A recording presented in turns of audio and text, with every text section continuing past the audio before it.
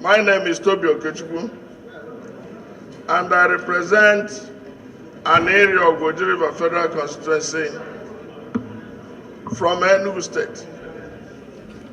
Mr. Speaker, honorable colleagues, I think this budget is historical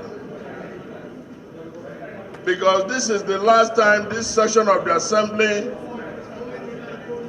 will be compelled by duty and by law to do its job, and that is to pass the appropriation bill. Mr. Speaker, honorable colleagues, we want also to commend the President for bringing the budget, and he has also approached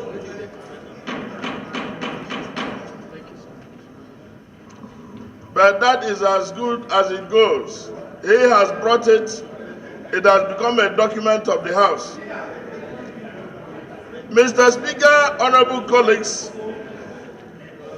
it is quite important to state that the things the budget do not contain are very critical. First and foremost, the benchmarks as established. We have 435 naira exchanging to the dollar. In the real market and black market is 740 naira. It's a complete distortion of reality. And we have operated that way, running two parallel markets regarding to the exchange rate of this country.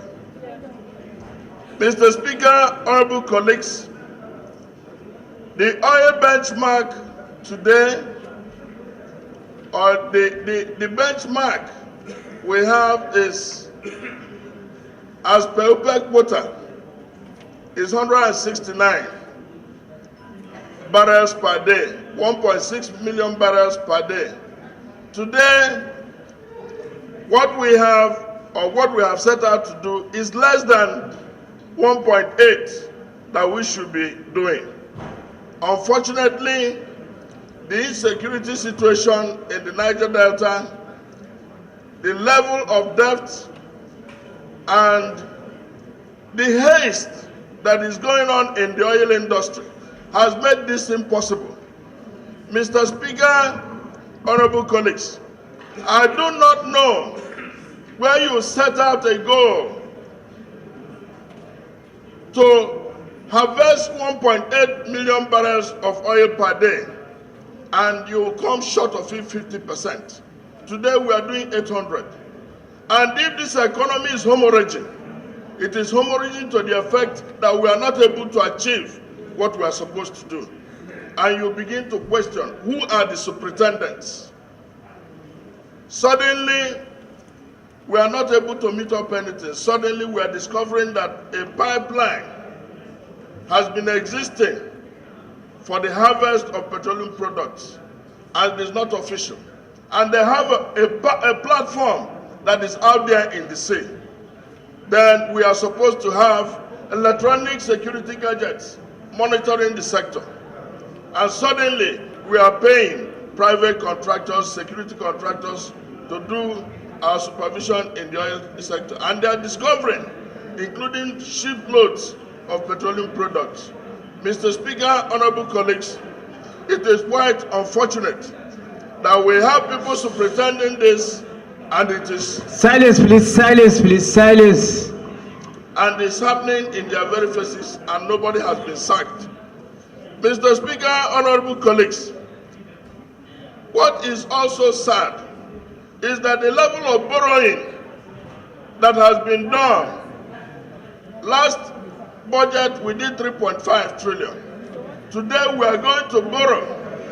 Well, I will beg my leader, we have given him more than 4 minutes, and so try and run up. Okay, I will. Please. Well, the convention is that leaders of majority will have their sufficient time, leaders of opposition will have sufficient time, then members. That is the rule of parliament. But in any case, Mr. Speaker, can you call the relevant rules? I said by practice. Well, Mr. Speaker, honorable colleagues, the debt servicing we are going to do for next budget is going to be from 3.6, we are going to do 6.31 trillion. If you combine that with recurrent expenditure, what we are going to spend on overheads, personnel, it consumes about more than 70% of the budget. What is left for production? How can a country who is spending that amount of money be able to be productive? Mr. Speaker, honorable colleagues, we need to take steps back.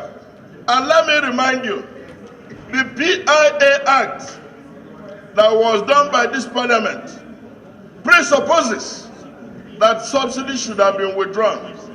Continuous subsidy of petroleum products is a breach of that law. Subsidizing petroleum products is a breach of that law. And we are continuing to do it when Mr. President, when he was a candidate, claimed that oil subsidy is a scam. I am surprised that this scam is continuing to run. And it has been amplified by this government. Mr. Speaker, honorable colleagues, time is of essence if we have to face our reality. Mr. Speaker, honorable colleagues, I will suggest and I will advise this parliament to be courageous and do its job. Suddenly, we are reducing subsidy to 6 months, first half of the year, because it's been an election issue. The government had no courage to undertake that enterprise. The subsidy is coming off from the second half of next year. It has been political. It's not driven by patriotism. Mr. Speaker, honorable colleagues, I think this House should be courageous. We should face our reality and ensure that we retool the budget so that it can be effective for Nigerians. The last government of Goodluck Jonathan budgeted 4.8 trillion. Now we are budgeting 20 trillion. If you check the amount in dollars, they are the same amount. It's about $30 billion. And today you can see how the country has been run aground. Thank you very much. Parliament will do its job and will retool the budget accordingly. Thank you. Thank you very much. But I thought you would have been courageous to say that as part of the you will lead the removal of subsidies, since you know are going against the act, as opposition to lead that will have to start, and then you come out strongly to speak to Nigerians. And speaking in the manner all of us will understand that yes, it's not political, and that you are patriotic, and it's for the interest of the country. Thank you.